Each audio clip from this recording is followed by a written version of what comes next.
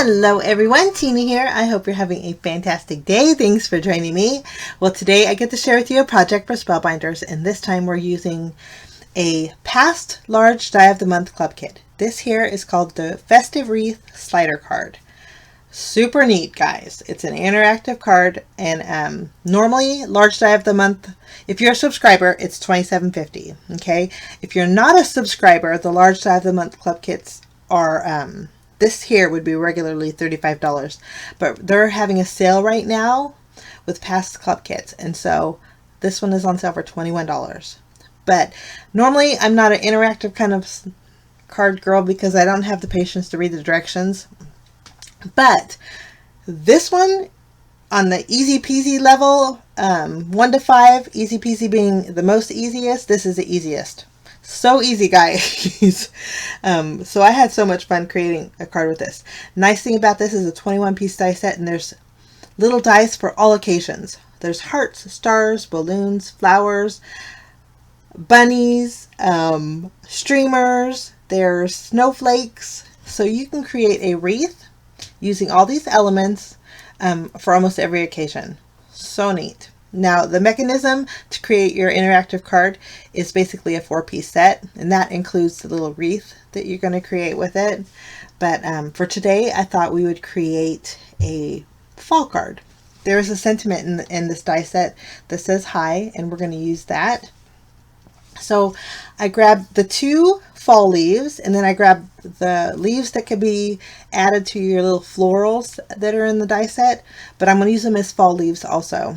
And then there's a little acorn too that we're going to use for our project today. Before we die cut out our wreath, I want to color my panel here with some distress ink cubes. So I'm going to bring in my finger daubers, and I'm just going to do a little bit of ink blending on some white cardstock. We're going to start off with fire brick, and then we're going to basically cover the whole panel. And I'm not too concerned about my blending because the leaves are so little, it really probably wouldn't matter. The orange here is spice marmalade. We're going to bring in some mustard seed. Then we're going to add some more spice marmalade. And then we have, for the acorn, I'm going to bring in vintage photo. We're going to bring in a little bit of brown. Do a little smushing here. Add a little more red on the very end. And I think that looks great. Now, using those dies and the high die, we're going to die cut that out. I want to put it in an area where I have all 3 colors to create kind of a gradient sentiment. And then I'm going to completely die cut all these leaves with that entire panel. So we're going to have lots and lots of leaves. Now, I needed ribbon, and so the only fall ribbon that I basically had was a green one. So we needed to bring in some green leaves. So I die cut out some leaves by shading some paper with mowed lawn, bundled sage, and walnut stain. Okay. After everything's die cut, I did die cut that extra leaf flourish too with the green leaves. We're going to go ahead and build our little acorns.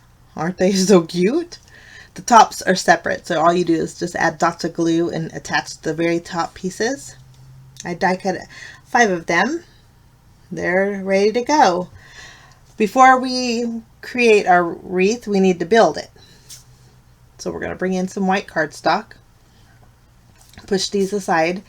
This is your base. You're going to die cut this out once. And then there's a piece that we're going to tape down on the inside of it, and this piece is going to score and cut on the inside. And then there's a piece here that looks like a tag. We're going to die cut that out. And that's all we're going to do. Well, we're going to die cut out 2 of the half circles. These we're going to create a full circle, so we're going to need 2 of those. Once everything's die cut, I have ink on the front of my card base, so I'm using my sand eraser. But you can see it has score lines there. This has a little hole you punch out. Now we're going to build our wreath. So taking the 2 half circle ends, we'll just attach them together. And there's little notches when you run that through your die cut machine. They're kind of embossed, so you just line those up. Now for today's card, I thought it'd be fun to create a floating sentiment. So I went through my dies, found a circle die that was about the same size as my wreath here. we're going to adhere a piece of acetate behind it. And boy, I have there, the acetate is picking up every little lint you could imagine, so I'm just dusting it off. Okay, after that's done, I wanted you could use pattern paper for this front piece if you wanted to, but I wanted to create a kind of elegant card. So what I ended up doing is embossing it with one of my embossing folders. I wasn't sure how it would turn out, but it turned out fabulous. I'm just reinforcing my score lines after I embossed it. The embossing folder that I'm using I'll list down below, but it has some swirlies on it, some flourishes, and it's just real elegant. I added a very thin piece of tape to the very bottom on that 1/4 inch score line here, and it's the reverse side. I'm just reinforcing that score line. I'm going to remove the release paper, and then taking that tab piece, I'm just going to line up this bottom piece in the center of that tab on the reverse side. So easy, guys. Oh my goodness. When I was done with this, I was like, my goodness, this is so nice. This would be nice to give out as a gift set because it's that easy. Just making sure everything's lined up on the top and the bottom. And then you can add foam tape here for dimension, but I had my tape out. The tape that I'm using is actually from a card kit. It works pretty good. I just have to reinforce it with my bone folder to make sure it's stuck down real good. But all you do is remove the release paper and add this to your card base. It's the same size as your card front, so it's going to line up beautifully, and it's flat, which is nice. Well, minus the embossed detail that we added. And that's it, guys. I was like, my goodness, how easy peasy is that? And then you just pull that tab and it creates like an inchworm kind of effect.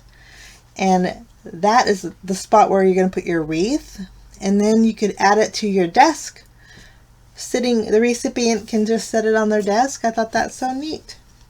Now we're building our wreath. I sped this up super fast, and boy, if I could have superpowers that could speed myself up this fast, I would get a lot done. First, I'm adhering the flat leaves, the size of the leaves that won't fit behind my foam adhesive. Then the maple leaves are basically the leaves that I'm popping up because they're big enough for these little foam squares to fit behind. Those and the acorns.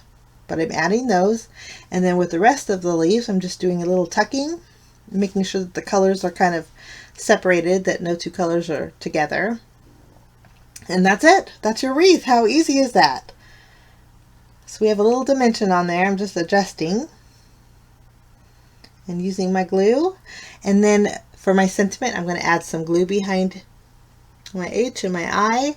This is going to go in the very center of my wreath. And it's going to be on the acetate, so it's going to look like it's floating. If you don't have acetate, you could use vellum, or you could use packaging. I think any kind of packaging you have would work good too. So neat. Okay, now I'm going to flip over my wreath, and only on the bottom half I'm going to add foam adhesive. Now originally I had it lower towards the opening of my my mechanism, but it looks kind of funny on the card, so I'm going to center it. And then to make it easier to pull, I added my green bow. And then I thought, you know what goes really good with fall for me is natural colored twine or jute cord. To me it just goes together like fall and pumpkin spice lattes. Just goes good together. So that's what I did. I added some twine to my bow area too. I'm going to tie a bow next to my green ribbon there. Once I'm happy with the way it looks. Plus, the bow on top gives the recipient something to grip onto when they open and close it. So neat. Now I needed a little sparkle, so I'm bringing in some Nuvo glitter drops. This is Gold Coast. And that's my card for today, guys.